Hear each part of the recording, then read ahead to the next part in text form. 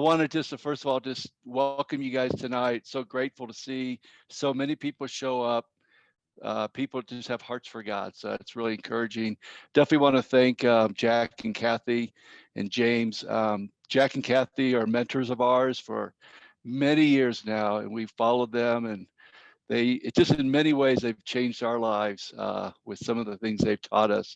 So it's so good to see them. And and I didn't quite expect this, but Wendy and Jinkin are on tonight, and the Richards are dear friends of ours from China. They mentored both of my children and radically changed their lives. So it's so good to see them as well. So guys, thank you for being here tonight. And I'm going to jump in and kind of get going here with my PowerPoint. So you don't have to see my face the whole time.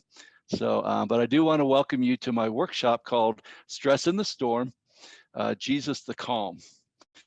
And certainly that's a fitting title for what all of us have been going through in the last several months in our country. I want to talk to you tonight about anxiety.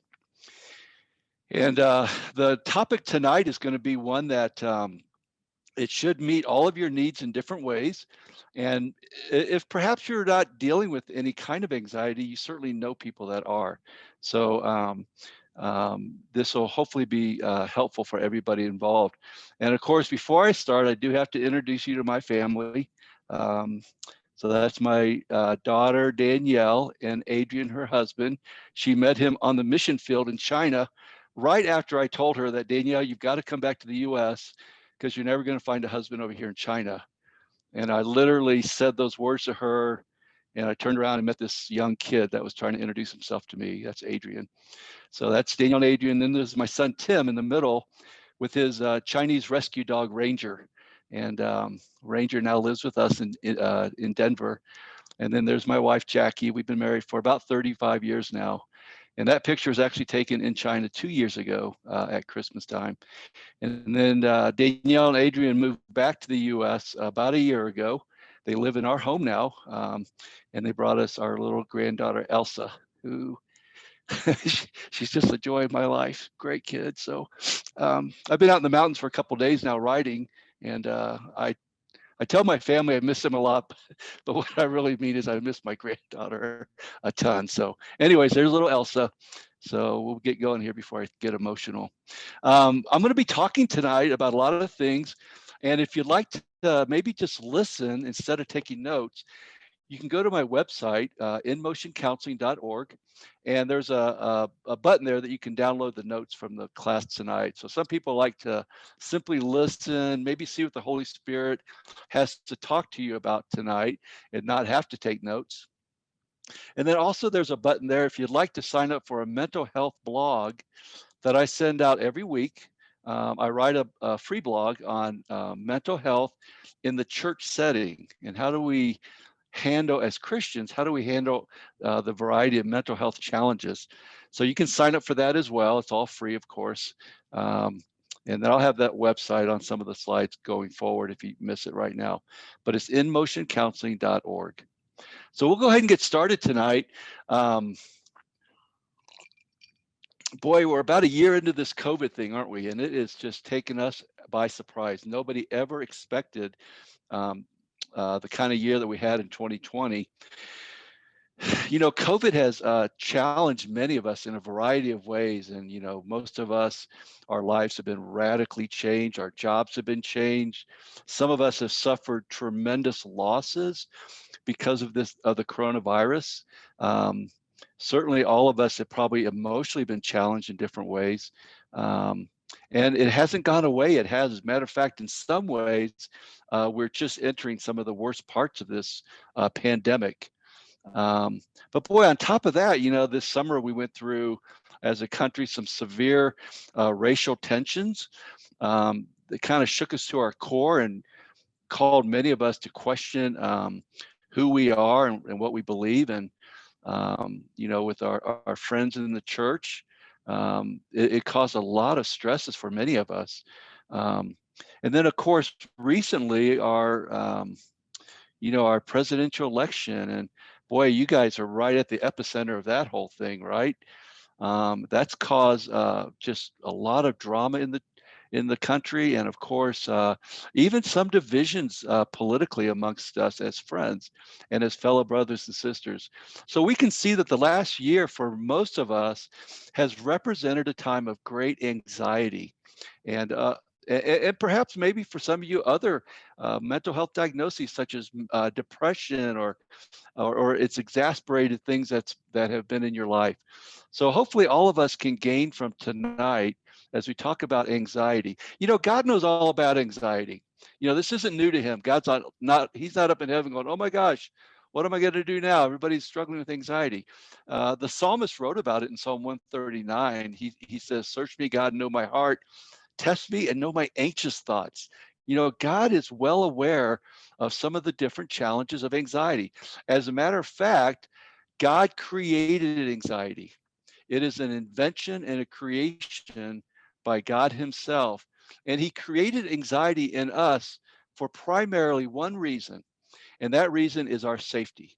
So I want to remind us before we jump into some of the negative aspects of anxiety, I want to remind you that God created anxiety in our lives in order to keep us safe.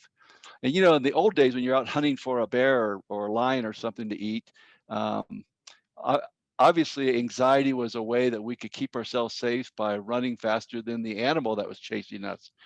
But today it serves a similar purpose. If you're driving down the Beltway in Washington, D.C., and all of a sudden you see a huge semi dump truck coming your direction out of control, you don't stop in your mind and think, what should I do in this situation? Should I steer to the left or to the right?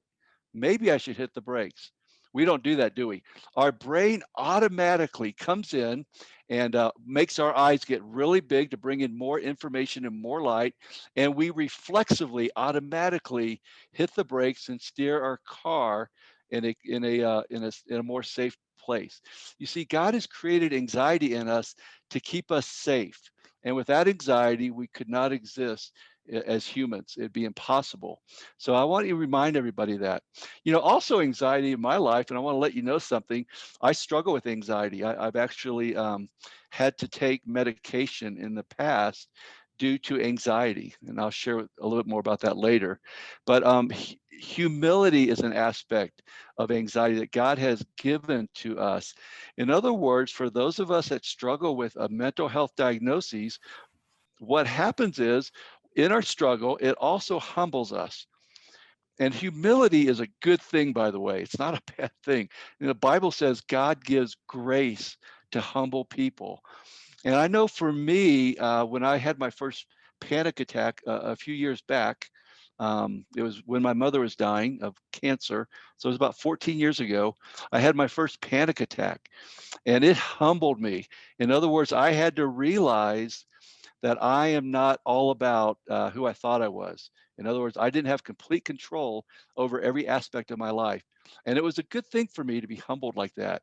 It made me go to God in a much deeper and richer way. And then finally, our challenges like anxiety are always an opportunity to grow. You know, we always want to grow, don't we? Now, I'll let you in on a little secret here. I wish I could grow by having my quiet times in front of the fireplace every morning with my cup of coffee, which I do. And I love those times, and those times are very important to me and very needed. But that's typically not how I grow. I typically grow when I find myself in dangerous places. Isn't that true in your life? That we grow the most when we find ourselves in places that are too difficult for us to do by ourselves. And then God has to kind of kick in and help us. So these are all some different features of the human need for anxiety. But as we all know, there are also dangers and challenges involved in anxiety and depression.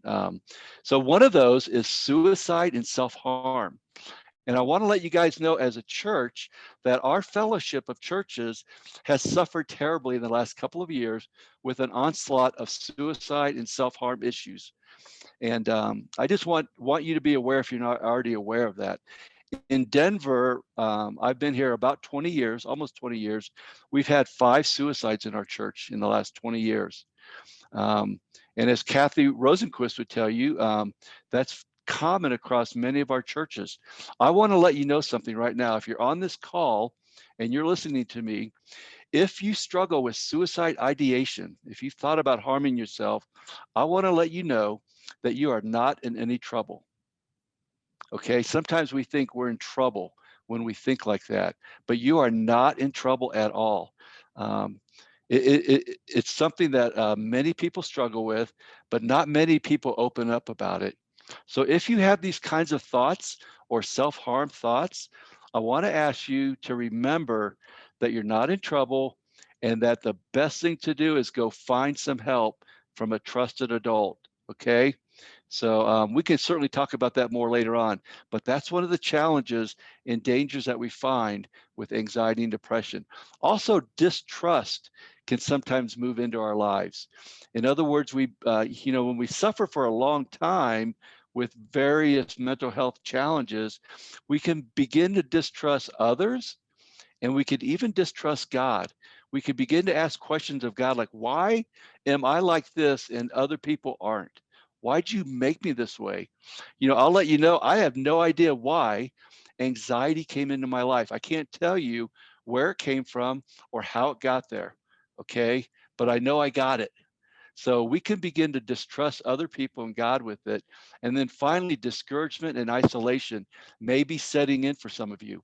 So be aware of those challenges and dangers and take advantage of the great church you're part of in order to get the help you need. Um, and then some of us have even needed professional help, which is a great way to resolve some of these issues in your lives. So let me talk a little bit of anxiety. Okay. I mentioned a few moments ago that the purpose of anxiety is what? It's protection. It's God's way of protecting us, right? So think about this. Think of your brain. This is kind of simplistic here, but think of your brain in two different sides. You've got a side of anxiety, and let's say the other side of your brain is kind of that loving and logical part of you, right? So we have this anxious brain about us that protects us, but then we also have this part of us, this part of our brain, that's like a loving and logical part of our brain. That's that calm part of your brain that works well when you let it, right? So we have these two brains in us, but there's an irony of anxiety. And here's what the irony is. The irony of anxiety is that when it's supposed to protect us, at times it does the exact opposite. It exposes us to danger. Let me give you an example of that. Let's say you're in a classroom setting right now. Okay, you're in the classroom and you're a student, and let's say the teacher or the professor is going on and on and on, and you're not getting it. You're like getting really confused about what's going on, right? What should you do? The thought comes in your brain, you should raise your hand and ask for help, right? But what happens is the anxiety side of your brain sometimes will kick in and try to protect you. That anxiety brain will say, hey, don't raise your hand. You're going to look stupid. Everybody will get mad at you for, holding the class up. So we give into anxiety at times when we should be taking a risk and doing something like raising our hand. Well, you know what the irony of all that is? Is when you give into your anxious brain, it does the exact opposite of protection. It exposes you to danger. And when that final exam comes up, you don't do well on it because you didn't raise your hand. You see, the irony part here is that instead of protecting us, when we give into anxiety, it can actually hurt us. That's called the irony of anxiety. But there's another one I like to share about. It's called the paradox of anxiety. There's a paradox in anxiety, and here's what it is. Every time you give in to anxiety when you shouldn't, it makes it harder the next time to take a risk. Let's go back to our example about raising your hand. Every time you think about raising your hand and then you give in and don't raise your hand, you start discipling yourself to not raise your hand the next time. In other words, you make it harder and harder to overcome your anxiety. Every time you give into it, you make it more difficult to conquer it. Years ago, the research in anxiety for counseling was to teach what we call anxiety avoidance techniques. In other words, we teach people how to avoid their anxiety. And now the recent research is indicating just the opposite. We're trying to teach people now how to conquer anxiety, how to engage it, how to jump in there and overcome their anxiety instead of teaching them how to avoid it. Some of us, I believe, have gotten used to avoiding our anxiety. And what it does, it makes it more and more difficult to ever overcome it. So I want you to think about your own life. And if there are things in your life that you've made decisions on to avoid, then perhaps it's time to start engaging some of those topics. And we can certainly talk about that some more later. So let me move on here. I love this quote. It says, I can't change the direction of the wind, but I can adjust myself to always reach my destination. I love that quote. There's a lot of things in our lives that we can't change, right? Um, Chuck Swindoll once said this. He said, life is about 10% of what happens to you and about 90% of how you respond to it. Don't you find that to be true? There's about 10% of our life that we have nothing that we can do about, right? You got no choice in the family you're being raised in right now. You have no choice on that. You didn't get to choose your parents at all, right? I didn't get to choose the family I was raised in. It was a circus at times. Um, I can't choose my boss. I can't choose how my boss treats me. Um, I can't choose some of the parts in my life that are just there. I didn't choose to have anxiety. There's a lot of things we can't make a difference in, but we can always adjust the way we respond to life. In other words, I always have a choice in how I respond to the variety of challenges that we have. So I want to spend the rest of the time tonight talking about how we can respond to anxiety. Here's a thought for you during the pandemic. This is a lesson I've learned.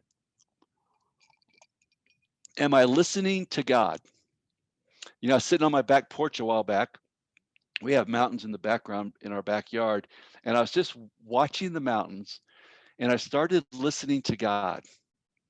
I didn't say anything. I just sat there and I contemplated the greatness of God.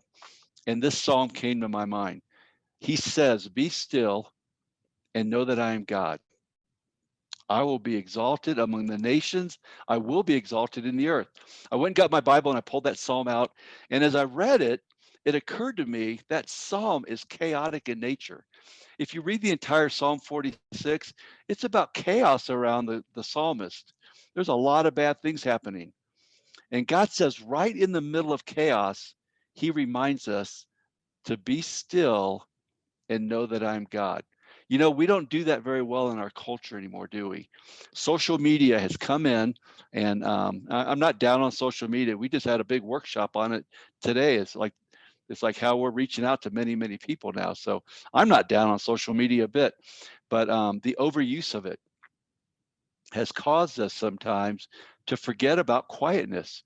We struggle sometimes with simply being still and being quiet. I'll give you one more example and then I'll move on. The other day I went downstairs and Elsa, my little granddaughter, was getting ready for her nap. So I said, I'll hold her. I love it when she falls asleep in my arms, okay? And I was sitting in the rocking chair with Elsa and she's kind of battling a little bit. And then she started falling asleep. And then I thought, oh, I'm going to be here for 30 minutes, right? 45 minutes. I should have my phone with me so I can get work done, right? But then I thought, wait a minute, Tim, how often are you going to get a time of silence like this with your granddaughter and nobody's going to disturb you? So I sat there and I rocked for 45 minutes and I didn't say a word. I just simply enjoyed my time with Elsa. That's the way God is with us. God loves to simply be with us. Sometimes we think, oh, I'm a disciple. I should always be moving, cranking, going. It's kind of our DNA in the ICOC of, always being doing something for God. What have you done for me lately kind of thing. But God also indicates, I just want to be with you. You're my child. I don't demand Elsa to get stuff done around the house right now. I just love being with her. And I want to remind you during this time of chaos in our country, be with God. Spend quiet time with just you and God. As a matter of fact, that looks like a command to me. Here's another one that we don't do very well with at all. It's called one of the 10 commandments. Okay, you guys know about the 10 commandments, right? Do not murder, do not commit adultery, those kinds of things. Here's one. It's called remember the Sabbath day by keeping it holy. Now, this is the only command that most people I know argue against. I was talking to one of my fellow elders a while back, and I told him, I said, "Hey, I'm really working on my Sabbath day. I'm trying to find time every week where I just spend some solid time by myself with my God." And he goes, "Oh, I don't have time for that." And I thought, wait a minute, how do you tell God, I don't have time for your command? Here's an interesting point about this command. It's the largest of the 10 commandments by far. Most of the 10 commandments are about 5 or 6 or 7 words. This one is 108 words. Go look it up in Exodus 20, verse 8. I counted the words, 108 words. God is serious about us taking time every week to spend time with Him. Now, I'm not going to tell you how to do it. I'll tell you what I do. I typically spend time out in my backyard, pulling weeds and doing mindless work without my phone. And I just spend time thinking through my life with God. It's where I get some of my best ideas for my workshops is during my Sabbath day. It's a time that I can empty and download my brain and just simply be with God. I want to ask you and challenge you, do you have some Sabbath time every week? And if you don't, I want to call you to begin to formulate that in your own schedule. Remember the Sabbath day by keeping it holy. Okay, let's get into the meat of the workshop now. I want to talk to you about two things. Number one, this is called calming strategies. And then secondly, I'm going to talk to you about coping strategies. And they have to be in that order. So what we do is in anxiety, the first thing we want to teach people is how to come up with calming strategies. And then after you've learned or you've gotten used to calming yourself down, then there's coping strategies that really can help you with your anxiety. Now, why do we want calming strategies? Well, remember what I told you about with our brains. We have an anxious brain, and then we have a loving and logical brain.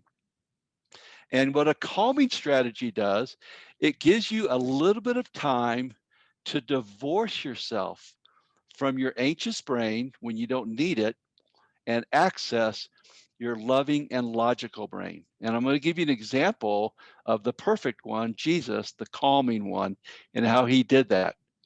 But let me remind you, the goal here is in an anxious inducing situation, we want to calm our brain down before we cope, um, and, and before we have a coping strategy involved, okay? So here's what I mean by Jesus, the calming one. I want you to remember the time in the scriptures where Jesus, he was kind of like hanging out with the religious folks, the big guys in the city, and the really smart religious guys and his disciples, and they set him up, and they caught a woman in the act of adultery. I think it was a big setup myself. As I read that story, it seems like a setup to me. So here's Jesus, and they bring this woman, and they kind of throw her down in front of him. And it's almost like they had this thing all planned out. And they go, "Hey, Jesus," they said, "this woman was caught in the act of adultery. The law says we should stone such women. What do you say?" Whew, wow. I remember the first time I read that, I thought, "Oh, I hope he comes up with a good one here," right? Think about this for a second. Here's Jesus, the very Son of God, and he's confronted with three massive problems in one instance. Number one problem, he had a woman in front of him who needed to be, or who needed compassion. Okay, Jesus wanted and needed to show compassion to this woman. Number two, he had a law that he had written himself that was being challenged and questioned. And number three, he had a group of very self-righteous men who Jesus needed to help bring them to God. Jesus loves everybody. He wanted those men, as much as anybody, he wanted those men to be able to become followers, right? So he has three major issues going on all at once with this situation. Now, Jesus, if he had responded to his anxious brain, maybe he would have just grabbed that woman and left, like, hey, come on, woman, I want to go have compassion on you and get you out of this horrible situation. He could have done that. His anxious brain might have caused him to go into a long theological discussion about the law, maybe confuse everybody, and then he could be done with explaining the law. Or number three, he might have just rebuked all those men, like, you horrible people, you get away from me, and he could have done any of those things if he had obeyed his anxious brain. But what did Jesus do? You guys know what he did. He bent over in the dirt and he started doodling in the dirt. He just started writing stuff in the dirt.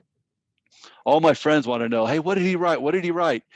I don't think he wrote anything myself, be honest with you. I think he was buying himself a little bit of time in order to divorce his anxious brain from his loving and logical brain. I think he needed to buy himself a few moments. So what's he do? He bends over, he starts writing in the dirt, and then he stands up, and then it's kind of shocking to me. He did it a second time.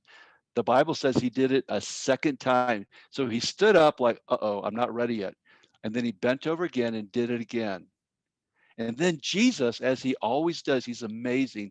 He stands up and in three quick, short questions, he solves all three problems that he was confronted with.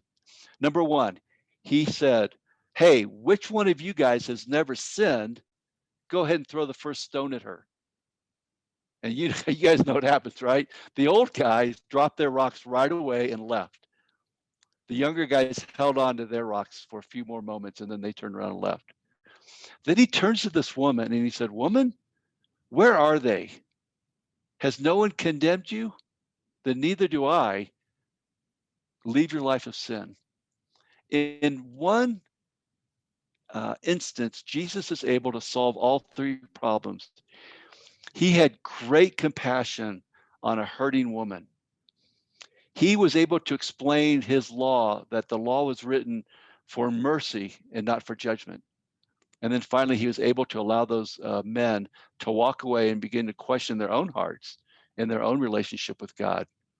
Why was he able to do that? Because he took a few moments to calm his brain down, get away from his anxious brain, and access that loving, logical side of his brain.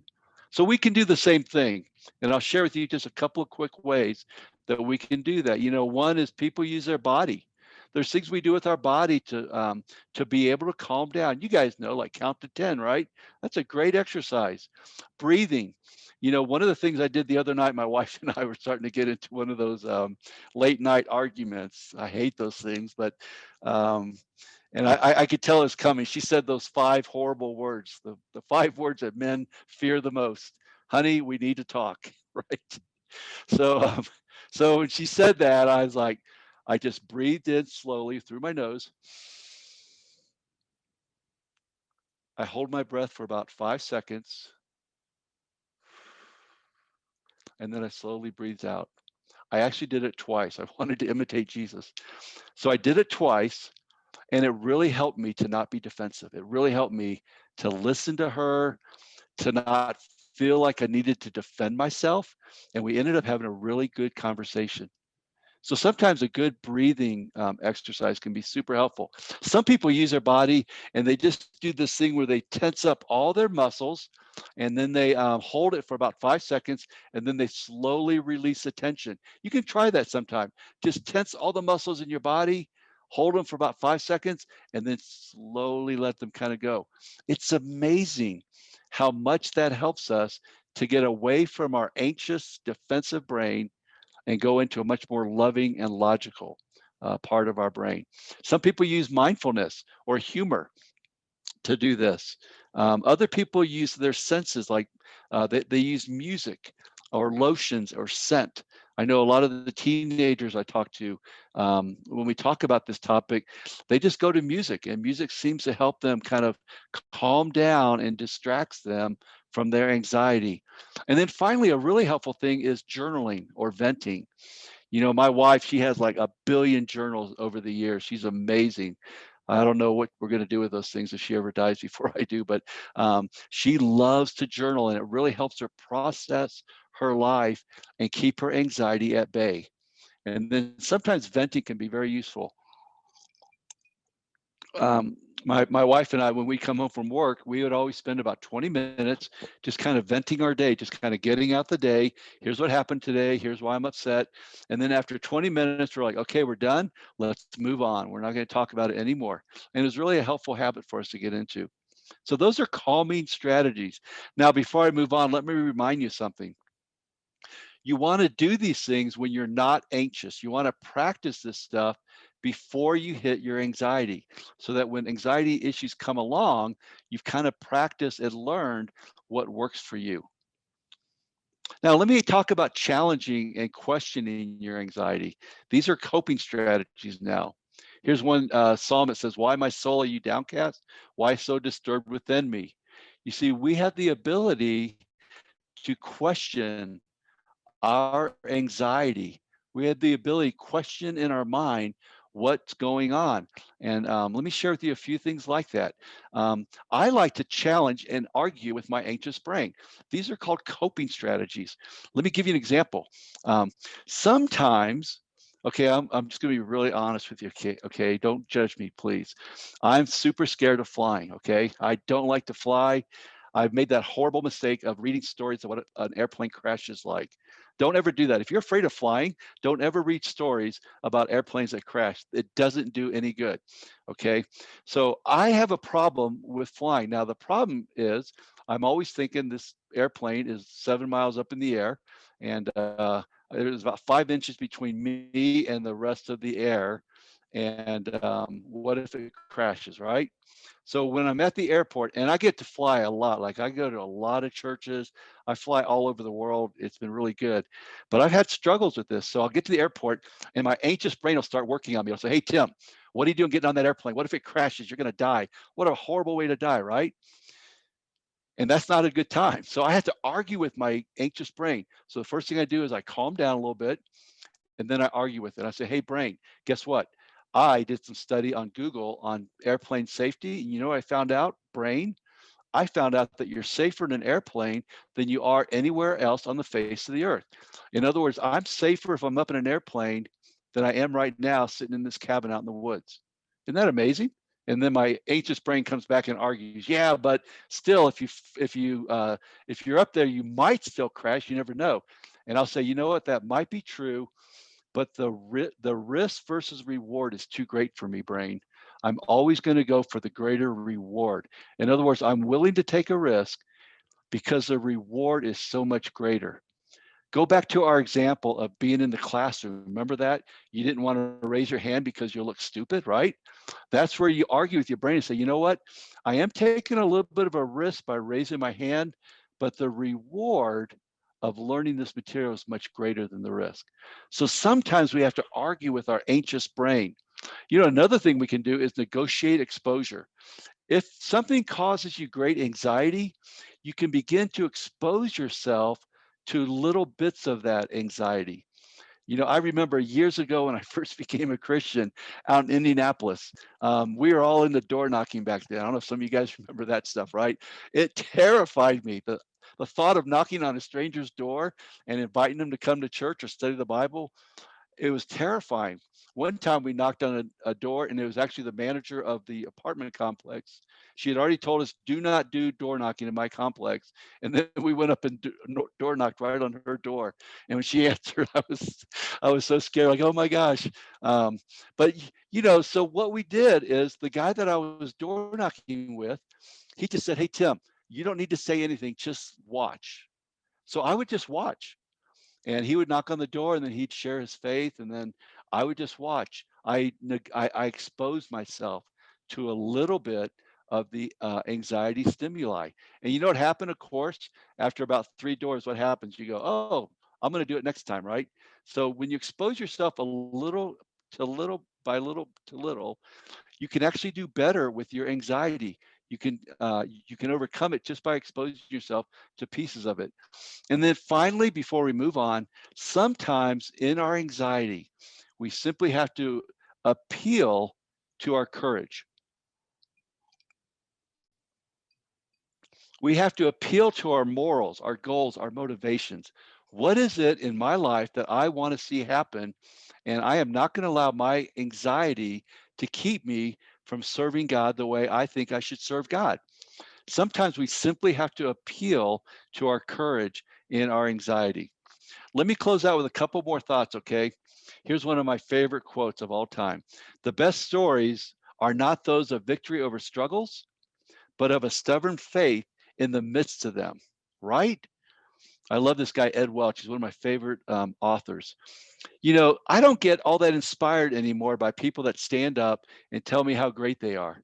And look at me, I've overcome this and this, and look at me. That doesn't get me very far. You know what inspires me? Are people that are in the middle of a major struggle and they have stubborn faith. In other words, they're not going anywhere. That inspires me. I was talking to a woman the other night, and she has 5 kids, and all 5 of her kids have significant challenges. And she's like, I ain't going nowhere. I'm loving my kids. I'm staying with them. We're going to fight through this thing. She was not discouraged in the least. And that inspired me. Paul said the same thing in Philippians 1, verse 30. He says, you've seen my struggle in the past, and you know that I'm still in the midst of it. You know, Paul inspired people by having them watch him during his struggles. If you're struggling, guys, inspire people by your struggle. Let me remind you before we close out of a couple thoughts here. You know, I think the church, myself, I think it's the perfect place for healing. Now, it's not the only place to get better. There's a lot of places you can get better. You can get better inside your family. You can get better by getting some good professional counseling. That can help you get better. You can get better simply by reading books and working on your life. There's a lot of ways to get better. But I think the church corporately is the perfect place for healing. Why do I think that? Well, here's one right away. It's a safe and confidential environment, or at least it should be. Make sure that you have a church and you have a group of people that you're with that practice safe and confidential interactions with one another. In other words, if somebody does not give you permission to share something, you are not allowed to share it, right? You're just not allowed to share other people's stuff. Gossip has no place in the church at all, and yet it exists. We have to remember that when we're with one another, we've got to create what I call a safe and confidential environment. I used to be part of a church years ago that I remember once I shared some sin in my life with one of my leaders. And then about a week later, somebody else approached me and asked me how I was doing in that area. And I thought, wait a minute, I've only told one person about that. And now somebody else is asking me about it. And you know, what it made me do? I thought, I ain't going to share my life. If it's going to get everywhere, why should I talk about my life? So I want to ask you as a church to practice a safe and confidential environment. Now, we all know, and Kathy would certainly back me up on this, there are some times where we're not allowed to do that, right? There's sometimes that, you know, if a person wants to harm themselves, or if they want to harm another person, or if they're in an abusive relationship, then we're not allowed to hold on to confidentiality. During those times, we have to go get a trusted adult. But other than those 3 instances, we should honor people's stories by keeping them safe and confidential. And if you do feel like you need to ask somebody about it, you must get permission before you do so. I always ask people, is it okay if I talk to somebody else about this? I need to get a little help on it. Here's another thing about church that I love is that at church, we're accepted and cared for, right? You know, it doesn't matter where you came from. It doesn't matter what kind of person you are. It doesn't matter what you've done in your life. You are accepted at church and you are cared for. Okay. And I want you to remember that the church is a very special institution among our culture. There's nothing like the Lord's church for being accepted and cared for. And we got to make sure that's always the case. Here's another one, though, that I really like is we are important people with a purpose. You know, we don't have to have our act together in order to have a great purpose in life, right? We have a purpose because God's made us important. You know, the man that reached out to me the morning, it was 40 years ago. Golly, 40 years ago in 2 weeks, I got baptized. And probably a couple months before I got baptized, I went out and I got very inebriated, very drunk. And the next morning, I was about as sick as I've ever been in my life. And I remember a knock on the door. And I was up in the kitchen in my parents' house, throwing up in the sink. And the knock came on the door. And I thought to myself, this is the worst day of my life. The only thing that would make today worse is if that was that Mike Hayes guy wanting me to go to his church. And sure enough, it was Mike Hayes banging on my door, trying to invite me to church. That guy was not a perfect man by any stretch of the imagination, but he knew his purpose in life was to help other people. I want to remind us all that even in our greatest challenges, God has purposes for us. There's all sorts of things that we can be doing for God, not just reaching out to people, all sorts of things to create and help our neighborhoods and our communities out. And then finally, brothers and sisters, friends, I want to ask us all to remember to listen to one another. Listening is therapeutic in nature. Shoot, professional counselors get paid $100 an hour simply to listen to you, right? Listening is therapeutic, and we can listen to one another in the church setting. Please, please, please take more time to listen to your friends, your brothers and sisters. Ask them those questions that help them talk more often. Um, I think Larry King, who passed away today, this morning, once said that he's never learned anything while he was talking. One of the things he was great at as an interviewer he was a great listener. You know, sometimes we like to hear ourselves talk too much. I think that's why God gave us 2 ears and only 1 mouth. I'm just saying. Okay, let's close out with a couple more suggestions. First of all, make sure you get your exercise and sleep. I tell people nothing good's going to happen to you if you're not getting your sleep. If you struggle with intrusive, anxious thoughts, Google the word thought record. This is really cool. It's a very simple journaling technique. I use it all the time. And it's a simple way of parsing through an intrusive thought in order to get the opportunity to change that thought. So if you struggle with that, just Google the word thought record. It's really easy. Here's another one. Shape your environment. You know, like I said, there's a lot of things we can't do, but there are some things we can do to shape our environment. We always tell people, if you're an alcoholic, don't get a job as a bartender, right? You don't want to work in a bar if you struggle with alcoholism. Shape your environment. If you struggle with anger because you listen to a lot of political talk radio, quit listening to it. Find something different to do with your life. There are certain things that we can do to shape the environment we're in. Here's another one. Stay socially connected, even in the pandemic. Like John shared just earlier tonight, get out there with other people, get together when it's safe, and do things that are socially connecting you to other people. Nurture a dream. This is one of the things in recovery. We talk to a lot of people in recovery, and I tell them right off the bat, even in your recovery, you want to be nurturing a dream for God. Find something that's bigger than you are, and it'll help you through your recovery. Finally, think resources. Sometimes where you are and what you're part of is not enough for you. In other words, I tell people all the time, listen, I want to help you, but I'm not enough. There's other things you need. So here's some resources to keep your eye on. There's a group called NAMI. It's the National Alliance on Mental Illness. I know Washington, D.C. has a great chapter of this group. They're a wonderful place for information on mental health illnesses and a great place to do volunteer work as well. So look them up if you're interested. If you're on a campus, like a high school campus, a middle school campus, a college campus, they always have a counseling or resource center to go to. Make sure you know who your counselor is in the school setting that you are part of.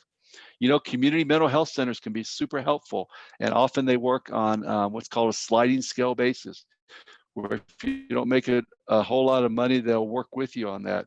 Oh Check your no, insurance for private counseling. I'm gonna probably jump on it because yeah. Um, Sorry about that. Somebody just got in there. Um, and then check your insurance out, guys. Make sure you're Yeah. checking out your insurance for opportunities for resources in your life. So I'm going to end my presentation now, and I've got a few moments here for questions with a big group, and then I believe we're going to split up into other groups as well. But at the end, I just want to remind you to trust in God at all times, oh people. Pour out your heart to Him, for God is our refuge. Psalm 62, verse 8. So that's my presentation for tonight. I'm going to turn it back over to John and let him do his magic for the Q&A.